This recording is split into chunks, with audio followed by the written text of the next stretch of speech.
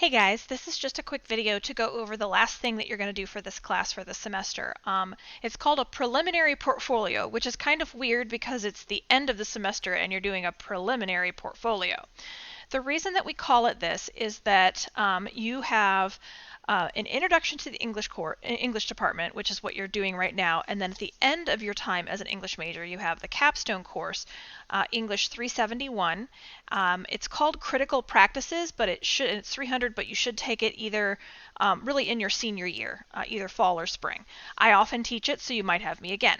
In that class, you put together a portfolio of lots of the work that you've done as a student throughout your time as an English major. And so this portfolio is one of the pieces that can come in handy for you in the future. The other thing is that it helps us as a department assess whether or not we are meeting the needs of our students and actually fulfilling the requirements that we need to for various sorts of accreditation. One of the things, okay, so there's a couple things. One, I'm going to talk about the portfolio itself, but number two, I wanted to talk quickly about saving things and file savings. It's really important that you develop a systematic way of saving your information, saving papers that you've already written, saving drafts of things. Do not get caught in the loop of saving something to the desktop or just to your laptop. Make sure you're using cloud storage so that when or if your laptop decides to poop out on you, you have them saved someplace else. Okay? The other thing is to save multiple drafts of a document. Some of you just keep making changes to the same document, but that gets really confusing. So for example, let me show you what I did. Here, let me move it into the frame of the thing here.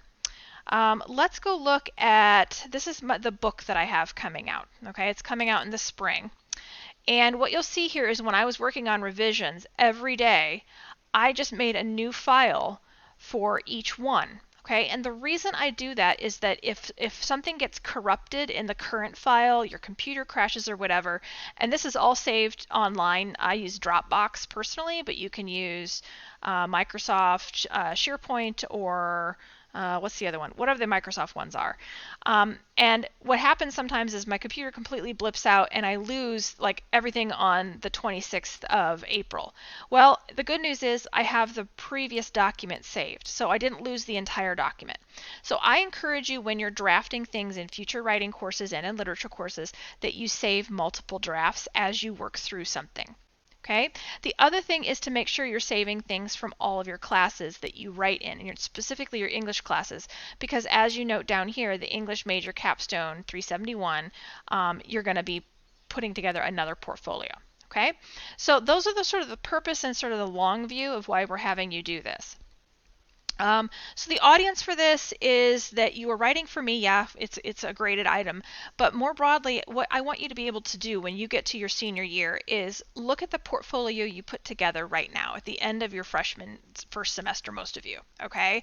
And when you get to 371, look at those two bookends, right? And see what happened in between them, right? One of the things that we talk about in writing studies is something called closing the loop. And that essentially means that we assign something, students write it, and then we have a moment of reflection at the end where students think back about all the writing that they did. And that's called closing the loop because when you reflect on your writing, you therefore improve your writing and you can move forward differently. Okay, so that's why you're writing it both to me and kind of for your future self.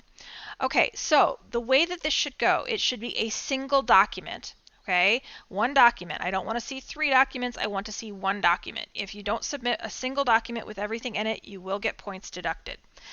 This is for ease of grading. In all honesty, I have 40 of you to grade, and if I had to open 3 different documents for 40 students, I don't even want to do that. Okay, so the first thing you need to do is to write me a letter. Okay, I'd like it to be sort of a formal letter. This isn't an essay. It's a hello, Dr. Rumsey, or dear Dr. Rumsey. You can make it a memo format if you prefer, if you want to try your hand at that. Some of my professional writing students might do that. I'd like for you for one page just to think about what you learned this semester from the beginning to the end. How does the thinking and look at the 2 different assignments I'm having you include? How do things overlap?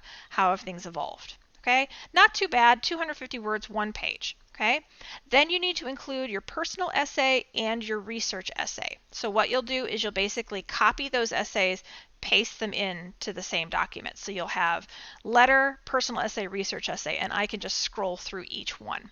Okay, so that's the gist of it, and then you submit it.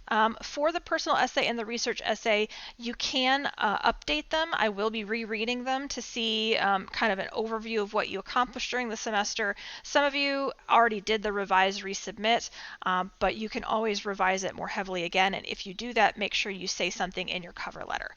And that's basically it, and then you'll submit it where it indicates to submit it in Brightspace. As always, if you have any questions, the best way to reach me is at email at rumseys@pfw.edu. Otherwise, I will see you guys later. Take care. Bye-bye.